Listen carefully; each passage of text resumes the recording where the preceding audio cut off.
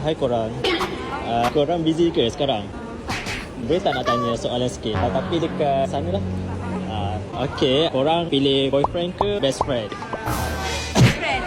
Ya ke? Kenapa pilih best friend? Ada susah senang. Boyfriend tak ada susah senang lah. Break nanti. For me, betul lah best friend juga. Sebab boyfriend, tak lah. Tak ada boyfriend, so tak tahu lagi. Itulah yang saya nak tanya. So sekarang korang single ke taken? Dua single? Umur korang berapa sekarang? 20 lah. Tak adalah, tak nampak tua pun. Belum tahu awak ada tak follow Sespilih kat TikTok?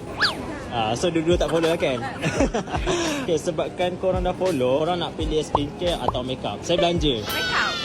Makeup juga. Jomlah kita pergi beli. Okay. Korang prefer lelaki yang dari negeri mana kalau korang nak? Okay, Selangor. Dia Selangor juga. Kenapa Selangor? Sebab Romantik ke?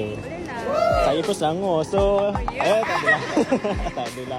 Ada ex tak sebelum ni? Tidak ada tipu dah, tak ada. Dia sebab mungkin belum masa lagi kot. Kita mesti boyfriend sama-sama sekolah kan? Dah sudah.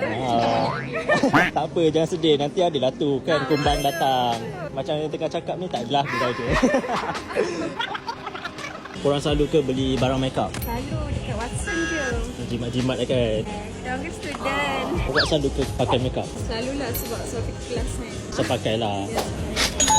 Okay, suka tak? Orang tanya kan.